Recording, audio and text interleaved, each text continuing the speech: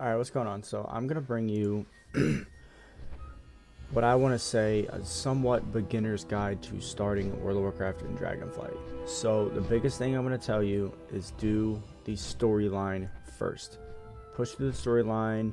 Do what you gotta do. You'll get gear. You'll level up through it, and you should hit 70 if you do a few side quests. In between some of the stories, you should hit 70 by the time you complete the main story. So what I'm gonna do is I'm gonna give you some tips. So when you're going through the story and you're completing the campaign, don't worry about your item level. Don't worry about it. Equip the gear that's higher. Don't worry about the stats. Just equip the gear so you can have a better chance of being able to solo through the story, which soloing the story is not hard. The story in Dragonflight is fairly simple and fairly easy. Minus having to queue for dungeons and stuff like that. Obviously you'll get dungeon gear, so you'll rank up from that as well. So after that, sorry, I don't worry about leveling up your factions or your reputation. You have Dragonscale, you have I don't know how to say this. I'm gonna say Maruk. You have Iskara, and then you have Valdragon. So once you complete the main story for Dragonflight, you're gonna have to get certain points with your rep in order to progress. So if you see here in Valdragon, you have to get done to rank 12 to unlock the next I'm gonna just say next episode of the story. Once you complete that, then you get to rank 19 with Valdragon, and you get another part of the story, as well as getting to level 11 with Iskara. You also get another part of the story. Now let's talk about once you're ready and you're geared, doing mythics, right? Obviously you're gonna have to do normals to get the gear to go up and boost your item level to do heroics, and then you're gonna want to do heroics up until the point where you hit around 350 355 in order to do mythic 0. So you'll do a mythic dungeon and you'll get a keystone. It looks just like this one, and it'll tell you the dungeon, it'll tell you what level it is, and it'll tell you your modifiers for it as well.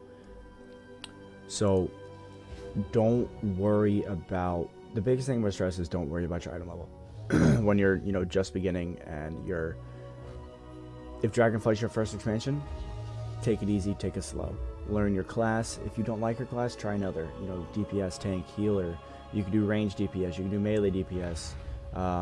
Learn your class. If you want to, if you want help learning your class, I have a video on my channel that I'll leave down below, how to use an add-on called Hakili. It tells you what buttons to hit, tells you when to hit them, all that good stuff.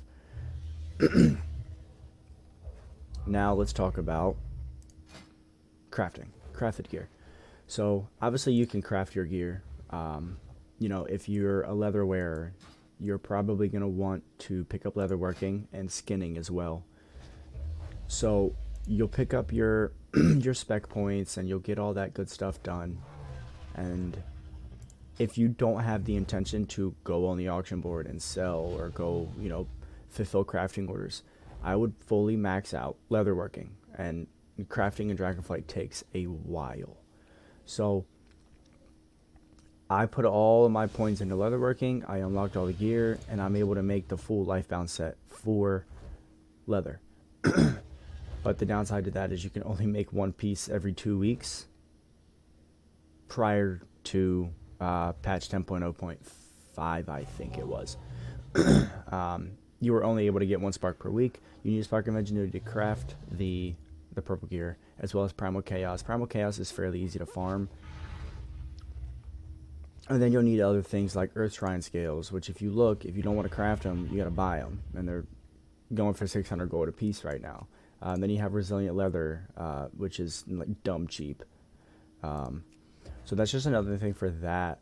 And then when you're getting your gear and you're finally to the level that I am, right? I'm 395 and I'm not even, up there doing like mythic 20s.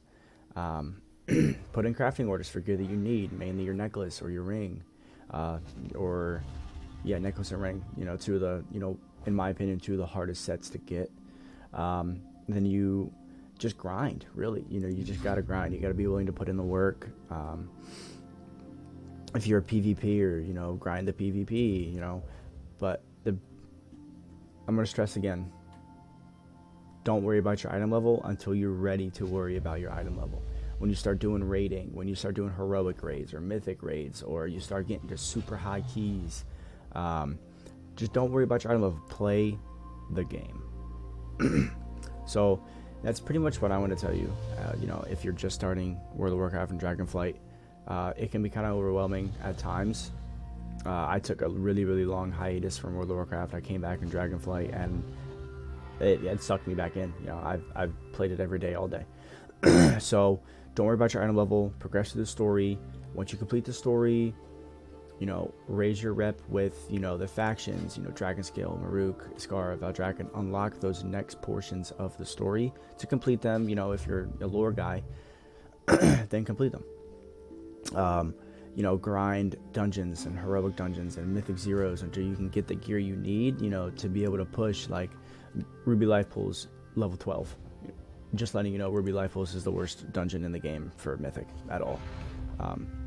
And even heroic, it's terrible.